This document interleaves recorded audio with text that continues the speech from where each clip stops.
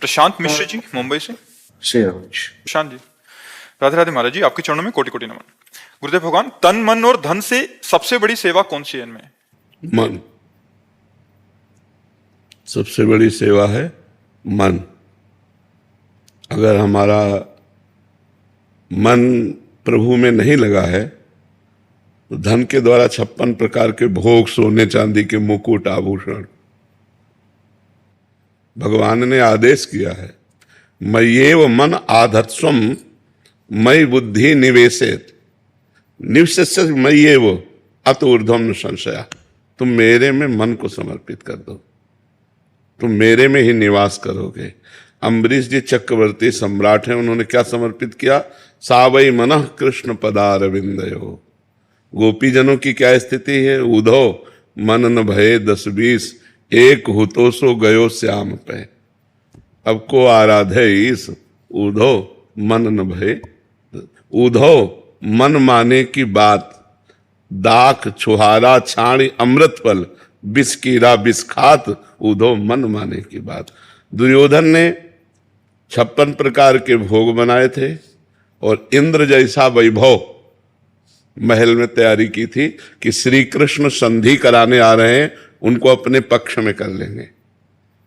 जब भगवान से कहा कि पधारो महल में, तो भगवान ने कहा नहीं, तेरे में प्रीति नहीं है और मेरे में भूख नहीं है, दो में ही भोजन पाया जाता है। भूख ना होने पर भी प्रीति में पाया जाता है, आओ थोड़ा सा भी पा लीजिए। और भगवान ने कहा मैं आप्त काम हूं, मेरे में भूख नहीं, इसलिए। और वही भगवान वहीं से सीधे विदुर जी के घर जाते हैं और विदुरानी के अंदर इतनी अपार प्रीति है कि उनको शुद्ध नहीं अपने तन की। भगवान जब गए तो भगवान के ध्यान में मगन होकर स्नान कर रही थी। जो ही किसी दरवाजा कौन, तो श्री कृष्ण, बस इतने में तो डूब गए। लड़खड़ाती हुई दरवाजा खोला, उनको होश नहीं, पकड़कर भगवान अंदर ले गए। विदुरानी जी से कहा भूख लगी है, क्योंकि प्रीति है ना, तो प्रेमी के हाथ का भगवान पाना चाहते। भूख लगी है तो क्या? बोले वो केला रखे ले आओ। विदुरानी जी केला लाती है और गूदा फेंक देती है और छिलका भगवान के मुंह में लगा रहे, भगवान उससे पा रहे। इसमें प्रधानता अगर धन की होती तो दुर्योधन के यहां पाते, अगर तन की होती तो भगवान दुर्योधन के यहां सुंदर राजकुमार धन सब शरीर से व्यवस्थाएं की थी। तो तन और धन दोनों होने पर भी मन न होने के कारण भगवान ने वहां स्वीकार नहीं किया, और विदुरानी के यहां मन प्रेममय है, इसलिए उन्होंने स्वीकार किया। तो तन और धन से बड़ी सेवा है मन की सेवा।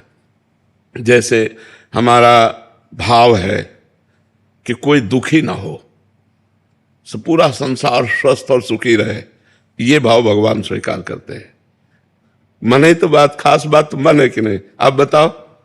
जैसे हम आपको बुलाया अपने घर, सब भोजन दे दिया, लेकिन हमने प्रीति नहीं दी और कुछ नहीं है, प्रेम से आपको बुला के बैठा लाओ, प्रेम से मन दे दिया 10 मिनट आपसे, तो आपको लगेगा यार बहुत अच्छे आदमी, जरूर गरीब आदमी, नहीं खवा पिया पाए, पर यार मतलब हमारा मन संतुष्ट हो गया।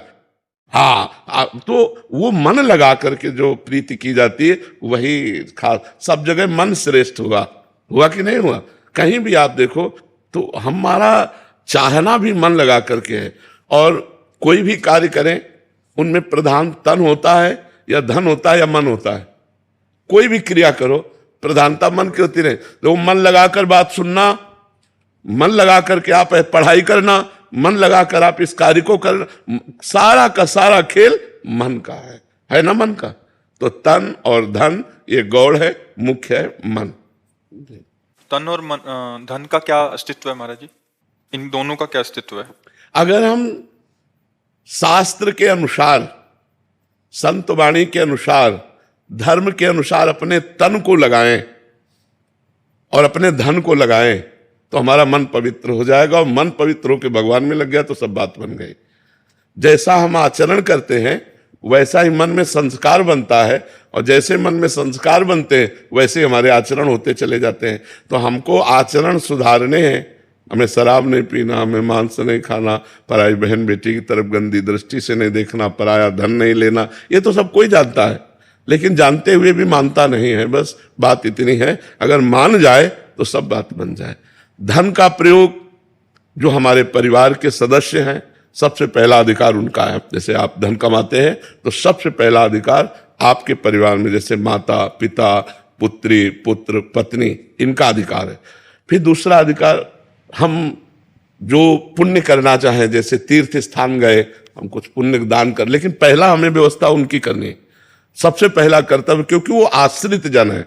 और उसमें भी उनसे भी पहले अतिथि, उनसे भी पहले अतिथि। जैसे हम भोजन पाने जा रहे हैं परिवार के, इतने में दरवाजे कोई आया और वो कह रहा मैं भूखा हूं, अब रुक जाओ, पहले उसको भोजन पवा दो, उसकी भोजन व्यवस्था करो। अतिथि का अधिकार परिवार से भी बढ़ करके, हमारे धन पर सबसे पहला अधिकार परिवार पर है, और परिवार से भी बढ़कर आए हुए अतिथि पर है।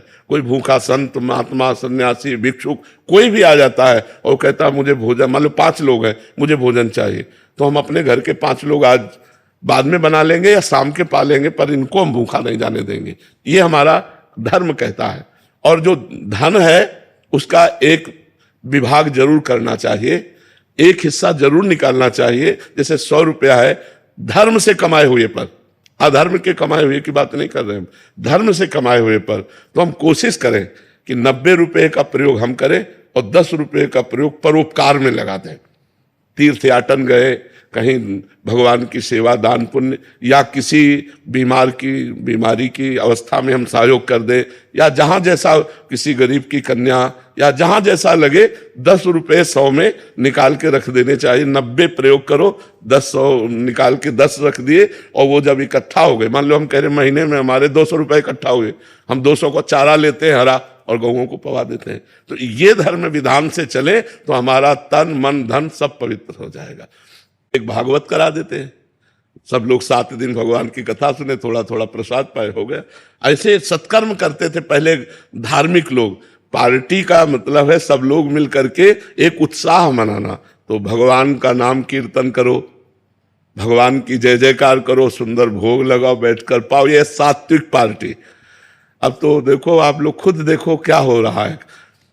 पहले जो घरों में उत्सव मनाया जाता था, गांव में हमने जैसा देखा कि लोगों के पैर धोए जाते थे, पूज्य जनों के ऐसे पैर धो के, हाथ धो के, और ऐसे बिछा के पवाग दो ना पत्तल बढ़िया, और फिर जय जयकार भगवान की करके तब भोजन होता था। अब आज कहाँ होता है, जय जयकार होती है क्या?